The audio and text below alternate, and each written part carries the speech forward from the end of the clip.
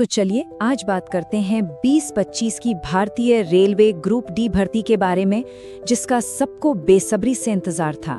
इसका जो नया नोटिफिकेशन आया है, आज हम उसे पूरी तरह से समझने की कोशिश करेंगे।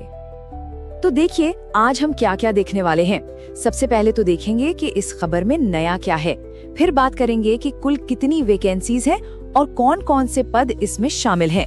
इसके बाद आरक्षण की पूरी सच्चाई को समझेंगे और हाँ, ये भी देखेंगे कि इन पदों के लिए कौन कौन पात्र है। आखिर में हम इस पूरी भर्ती के पीछे की बड़ी वजहों को भी जानेंगे। तो चलिए सीधे मुद्दे पर आते हैं। देखिए काफी लंबे इंतजार के बाद आखिरकार वो खबर आ ही गई है।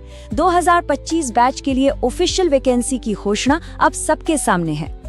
जी हाँ, इस ऑफिशियल नोटिस से ये बात एकदम साफ हो गई है कि भर्ती की प्रक्रिया अब आगे बढ़ने वाली है।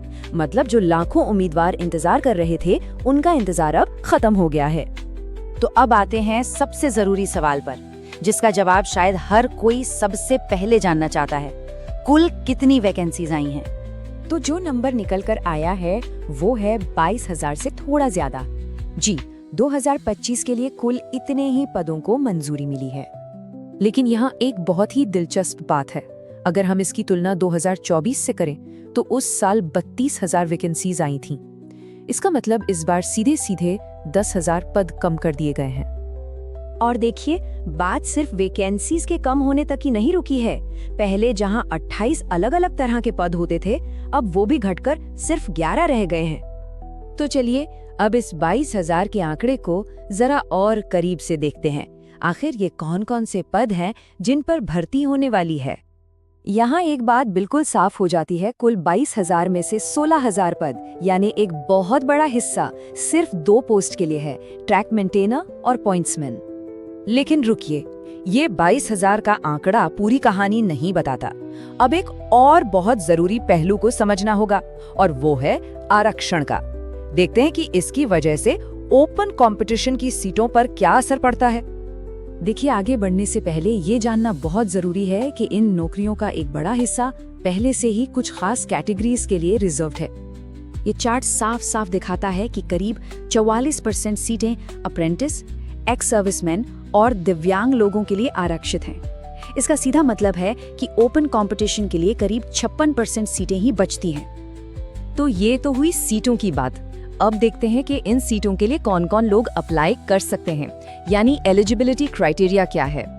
तो सबसे पहले कम से कम 10वीं पास होना जरूरी है। और हाँ, यहाँ एक अच्छी खबर है, इस बार किसी भी पोस्ट के लिए ITI सर्टिफिकेट को जरूरी नहीं रखा गया है, जो कई उम्मीदवारों के लिए राहत की बात है। उम्र की बात करें तो जनरल कैटेगरी के लिए ये 18 से 33 साल है। वहीं OBC उम्मीदवारों को 3 साल और SC/ST उम्मीदवारों को 5 साल की छूट दी गई है। तो इन सभी आंकड़ों को देखने के बाद एक बड़ा सवाल उठता है, रेलवे भर्ती के भविष्य को लेकर ये सब क्या इशारा कर रहा है। अब देखिए, इतनी कम वैकेंसीज के पीछे जो तर्क दिया जा रहा है वो ये है कि रेलवे अब पुराने तरीके को बदल रहा है। पहले की तरह कई साल बाद एक साथ बड़ी भर्ती निकालने की बजाय अब हर साल भर्ती करने की योजना है। और ये हमें एक बहुत ही जरूरी सवाल पर लाकर छोड़ देता है।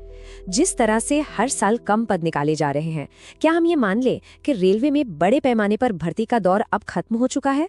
और क्या ये भारत में सरकारी नौकरियों के बदलते हुए ट्रेंड का एक संकेत है?